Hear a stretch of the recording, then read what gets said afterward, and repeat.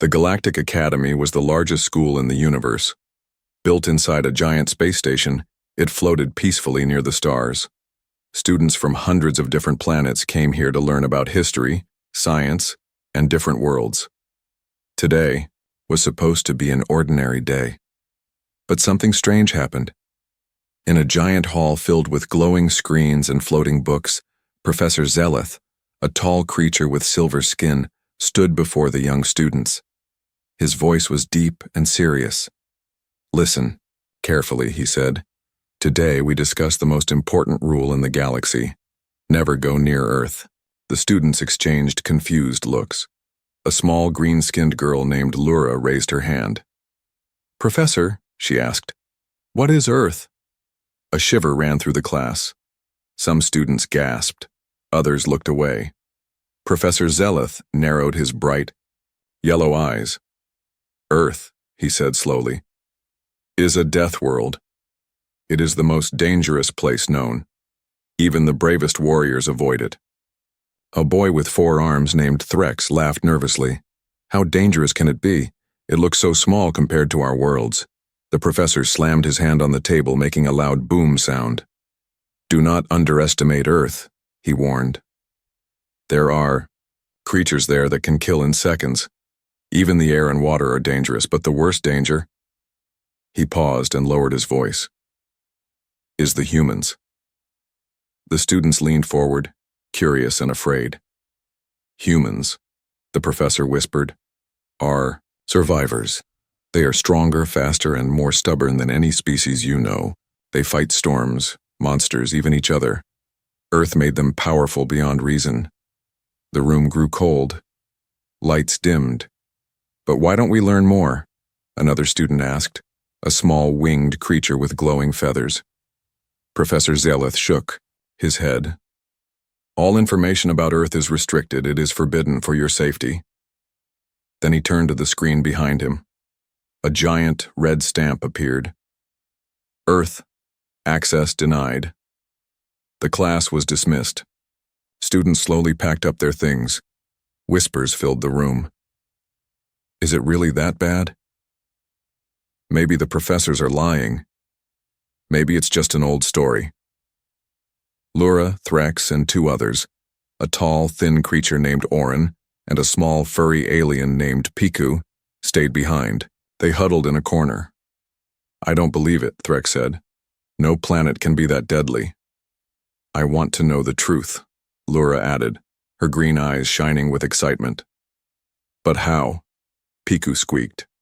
"We are not allowed to search about Earth." Orin smiled mischievously. "There is one way, the Forbidden Library." The Forbidden Library was hidden deep inside the academy. Only the oldest professors had access. Legends said it held secrets about lost worlds, ancient wars, and things too dangerous to speak of. At midnight, the 4 friends met near the old stone doors. The hallway was dark and silent. Only the hum of distant machines filled the air. Lura pressed her hand against the scanner. Orin used a small hacking device. After a few tense seconds, the doors creaked open. Inside, the library was massive. Shelves stretched to the stars. Books floated in the air. Holograms blinked in and out of view. They hurried through the maze, searching for the section marked Restricted Worlds. Finally, they found it. A single book floated in the center of a golden circle. It was old and cracked. The title read, "Earth, the Death World Files." As soon as Lura touched it, alarms blared across the academy. "We are! Run!" Threx shouted. They grabbed the book and sprinted through the halls. Lights flashed red. Security drones zoomed after them. Breathing hard, they reached their secret hideout, an abandoned maintenance bay behind the fuel cells. They slammed the door shut and collapsed to the floor, panting. Lura opened the book. The first page showed an image of Earth, a beautiful blue and green planet, peaceful, calm, but the next pages showed terrifying pictures. Monsters with giant claws, storms that swallowed entire cities, fires that rained from the sky. The students stared, wide-eyed, and then they found a video file.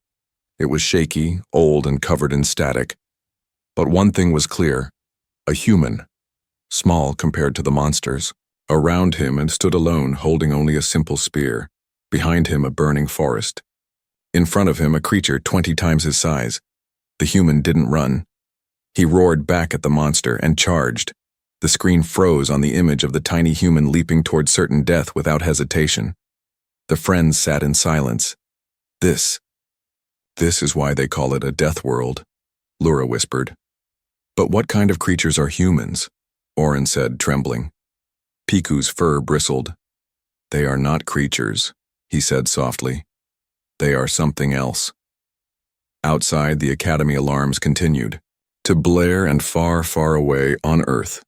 A human opened his eyes and smiled as if he knew someone was watching. The alarm still echoed through the Galactic Academy as Lura, Threx, Oren, and Piku hid inside their secret room. The forbidden book about Earth lay open between them, its pages glowing faintly in the dim light. We can't stop now, Threx said, his 4 hands clenching into fists. We have to see it for ourselves. Oren shook his head. Are you crazy? We could get expelled, or worse. But what if we find something the galaxy needs to know? Lura whispered. Her voice was soft, but her heart raced with excitement. What if humans are not monsters, but something greater? They all looked at each other. Fear and curiosity battled. Inside their minds, in the end, curiosity won. There's an old observation vessel in Dock 17, Piku said. No one uses it anymore. It's small, fast, and still has stealth systems. Lura smiled. Then let's go. The journey through the Academy's lower decks was dangerous. Security drones flew overhead, scanning every shadow. Guards patrolled the hallways. Students were ordered to return to their rooms. But the 4 friends moved like ghosts, slipping through maintenance tunnels and abandoned storage rooms. Their hearts pounded with every step. Finally, they reached Dock 17. The ship stood there, dusty and forgotten. It was small, only enough for 6 passengers. Its silver hull was scratched and dented from years of neglect. Oren quickly hacked the entry lock. With a hiss, the door opened. They rushed inside. The cockpit smelled of old metal and burnt circuits. Screens flickered weakly, but the core system still worked. Coordinates? Threx asked, sliding into the pilot's seat. Earth, Lura said, her voice steady. Oren tapped into the ship's ancient navigation system. Locked in. The engines whined as the ship powered up. Lights blinked across the panels. For a moment, they thought it might fall apart.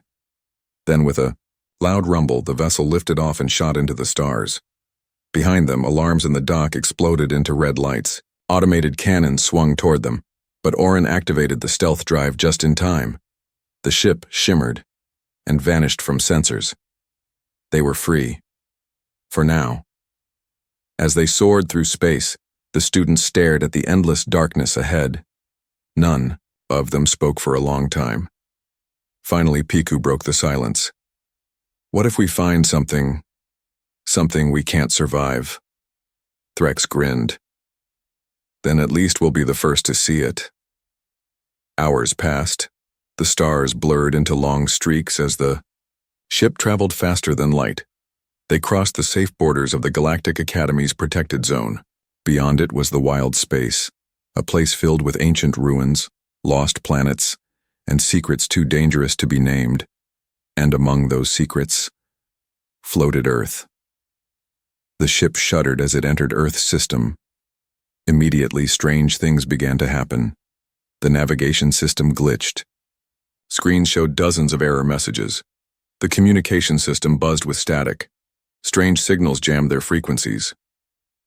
What's happening? Oren shouted, frantically pressing buttons. It's Earth, Lura whispered. It's defending itself. The view outside changed. Ahead of them floated Earth, a beautiful sphere of blue, green, and white clouds. It looked peaceful, almost welcoming. But the ship's scanners told a different story. High radiation levels, Threx reported. Extreme magnetic storms, violent weather patterns. And something else, Piku said, his voice trembling. The atmosphere, it's alive. What do you mean? Oren asked. Piku showed the data. It's not just chemicals, there's a force. like the planet itself is aware. Lura stared out the window. For the first time, she felt a chill crawl down her spine. This was no ordinary world. This was a living battlefield. Before they could decide their next move, an eerie transmission cut through their speakers. In perfect galactic standard, turn back. The voice was deep, emotionless, and filled with ancient power. It wasn't a human voice. It wasn't a machine voice either. It felt like the planet itself was speaking. The students froze. Turn back, the voice repeated. Or be claimed by Earth. The ship's controls locked. Engines powered down.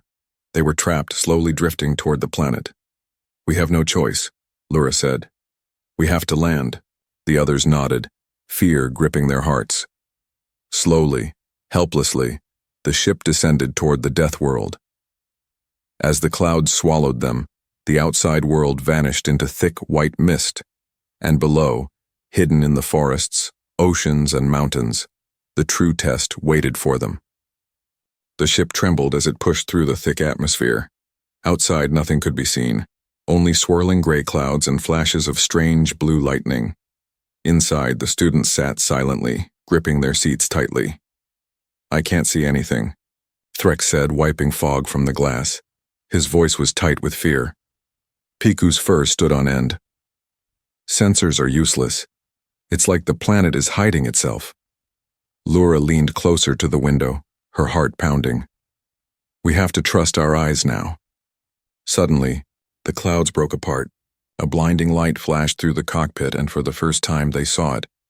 Earth, and it was breathtaking. They floated above endless forests so dense that even sunlight barely touched the ground. Rivers as wide as oceans twisted like living, snakes through green jungles.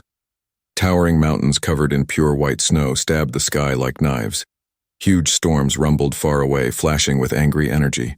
It's so beautiful, Orin whispered. But beauty could be deadly. The scanners flashed warnings. Unstable terrain detected. Multiple life forms. Extreme threat levels. Toxic regions detected. Their ship, already damaged, was losing altitude. Fast! Brace for landing! Threx shouted. The ship dipped, spiraling toward a vast jungle. Trees rose higher and higher, as if trying to catch them from the sky. With a loud crash, the vessel slammed through the thick canopy, snapping branches like twigs. Sparks exploded from the engines. Metal screeched against nature's claws. Finally, after tumbling through mud, vines, and broken trees, the ship shuddered to a stop. Silence. Only the soft patter of rain and distant animal cries filled the air. The students slowly unstrapped themselves, dizzy and bruised. Lura pushed the emergency door. It jammed. Threx kicked it open with a grunt of effort. A blast of humid hot air slammed into them, carrying 1,000 smells: flowers, mud, rot, and something else. Something that smelled like danger. They stepped outside.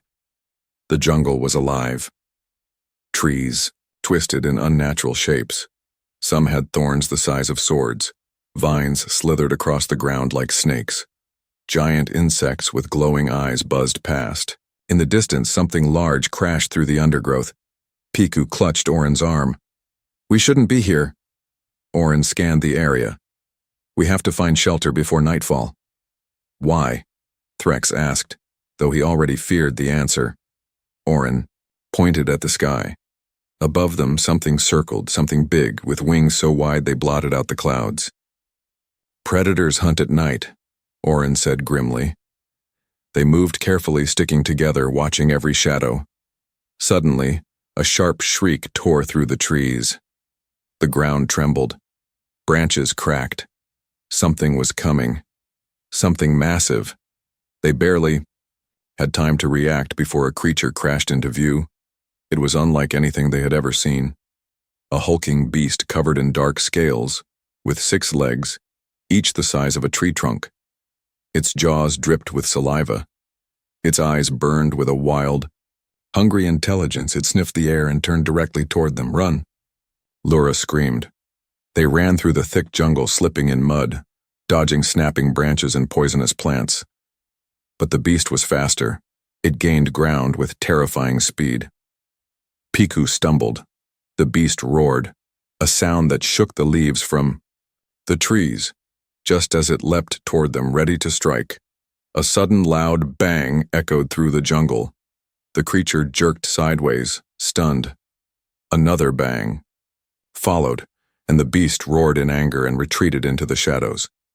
The students froze, gasping for breath. Footsteps approached. From behind a wall of vines, a figure stepped into view. A human. He wore simple clothes, dark boots, tough pants, and a jacket stitched from rough animal hide. His face was calm, but his sharp eyes watched everything with dangerous focus. In his hands, he held a strange weapon that smoked from the barrel. The human looked at them without fear, without surprise, almost like he had been expecting them. "You don't belong here," the human said, his voice low and firm. The student stared, too shocked to speak. The human sighed, slinging the weapon over his shoulder. "Welcome to Earth," he said. "Or, as you call it," he smiled coldly, "Death World." The rain fell harder, hammering the broken ship and the wild jungle around it. Strange colors lit up the sky, flashes of green and purple lightning that crackled across the clouds. The human stood tall in front of the 4 alien students, silent, for a moment, studying them with sharp, serious eyes. "You're lucky I found you," he said finally. His voice was calm, but carried a weight that made even Threx lower his eyes. "Out here, luck runs out fast." The students shivered under the heavy air. Every tree, every bush seemed to whisper threats in a language they couldn't understand. "Who are you?" Lura finally found her voice, trembling slightly. The man gave a small grin. "Name's Cole, just a survivor like everyone else down here." He turned and began walking, motioning for them to follow. "You stay here, you die. Simple as that." The students hesitated, but a roar in the distance, louder and closer than before, made the decision for them. They ran after him. As they moved, Lura noticed how Cole walked, alert, ready, like a hunter expecting an attack at any moment. His eyes scanned every shadow, every movement. "Stick close," Cole warned. "Earth's not a place that forgives mistakes." They stumbled through thick mud, clawing vines and trees so tall they blocked out the sky. Strange, luminous insects buzzed past their faces. Thorned plants brushed against their arms, leaving tiny burning cuts. Behind them, the jungle closed, like a living trap. Piku struggled to keep up, panting hard. How do you survive here?" Cole glanced back, his eyes flashing in the stormlight. "You don't fight Earth. You adapt. You respect it. Or you vanish." Ahead, the land sloped sharply downwards into a valley cloaked in heavy mist. Cole paused. At the edge, crouching low. Below them, through the mist, strange shapes moved, huge, shadowy beasts, some crawling, some flying low over the ground. Even the students, from worlds filled with monsters, had never seen anything so fierce. "They hunt by heat," Cole whispered. "And by fear." Threx swallowed hard. "Then how do we get through?" Cole smiled grimly. "You pretend you're already dead." Before anyone could ask what he meant, Cole led them down a narrow, hidden path. Step by careful step, they descended into the Valley of Monsters. The fog was thick. Every breath was heavy with the smell of wet earth and something sharper, something that smelled like blood. A massive creature slithered past, its many eyes glowing faintly. The students held their breath, standing as still as stones. The creature paused, sniffed the air, and moved on. They crept forward inch by inch. Suddenly a sharp cry echoed behind them. Piku, unable to control his fear, had gasped. The ground trembled. Beasts in the mist turned their heads. Cole swore under his breath. "Run!" This time, there was no quiet. The jungle exploded into chaos. Shapes charged through the mist, crashing through trees, snapping branches like twigs. Giant wings beat the air overhead. The students sprinted after Cole, dodging snapping jaws and swiping claws. Mud sucked at their feet. Vines lashed at their faces. Lura stumbled, but Cole caught her arm, hauling her forward without breaking stride. "This way," he shouted. They raced toward a narrow rock passage barely wide enough for two. Cole dived in first, pulling Lura, then Threx, Piku, and Orin after him. The creatures slammed into the rocks behind them, too large to fit through the gap. Roaring in frustration, they clawed at the stone. The students collapsed, gasping for air. Safe. For now. Cole crouched at the entrance, watching the beasts retreat into the mist. You see now? He said softly. On Earth, you're never the hunter. You're always the hunted. The students nodded weakly, too exhausted to speak. Cole stood and looked at them seriously. Your ship's wrecked. Rescue won't come. If you want to live, you listen to me. No questions, no arguments. Lura gathered her strength and looked him in the eye. We'll listen.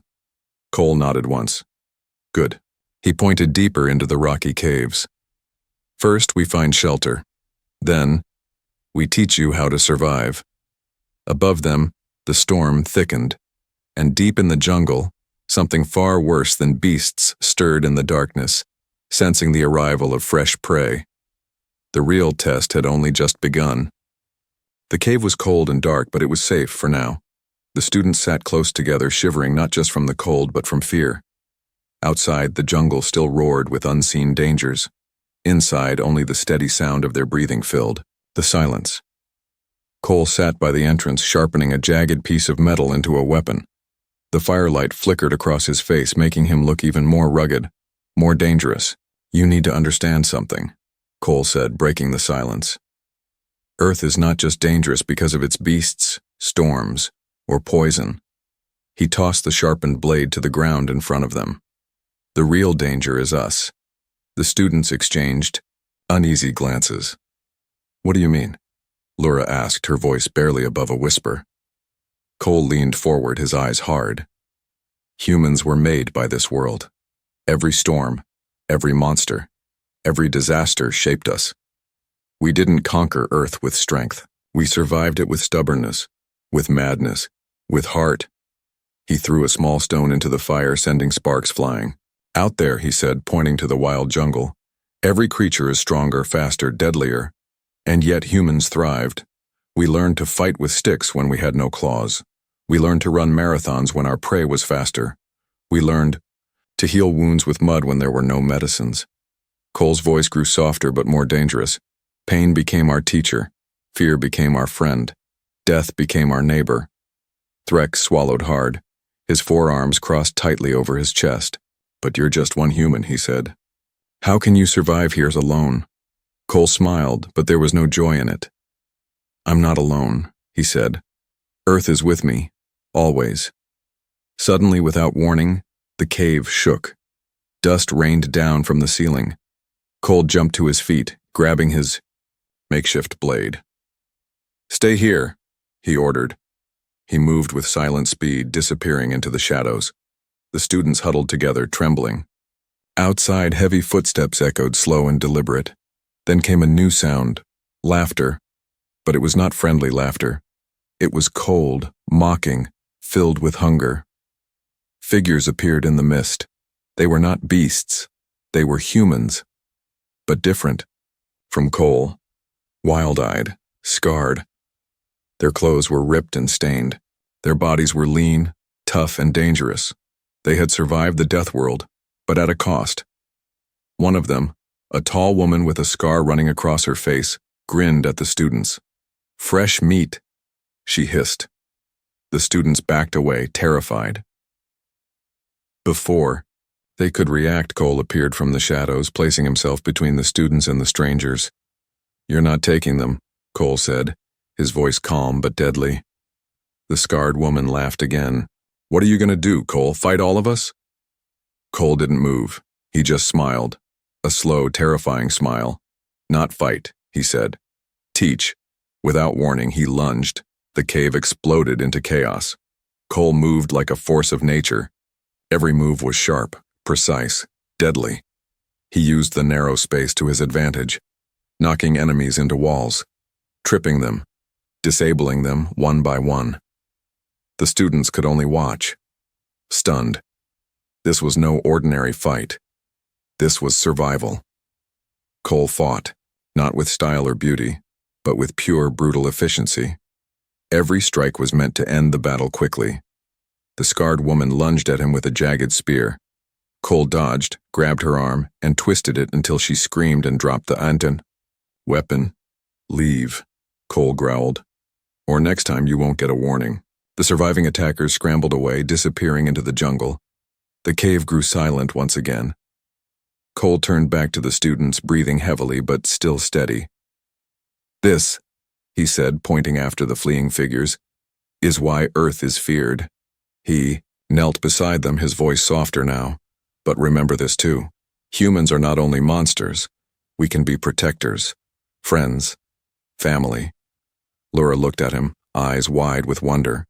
"You saved us," Cole shrugged. "That's what we do. We fight for what we care about." Piku wiped his tears, nodding slowly. "Maybe humans are something more than we thought." Cole smiled at last, a real smile this time. "Welcome to Earth," he said again, "where every day is a fight to survive and a chance to become something greater." Outside, the storm raged on, but inside the cave, a small fire burned bright, and hope, fragile but fierce, began to grow in their hearts. The rain outside had softened to a steady whisper, but inside the cave a deeper storm was stirring, one inside the minds of the alien students. They sat around the small fire, their faces lit by the flickering flames, watching Cole with wide, silent eyes. He wasn't just a survivor. He wasn't just a fighter. He was something more, and they needed to understand. "Tell us," Lura said quietly, her voice trembling. "How did humans become like this?"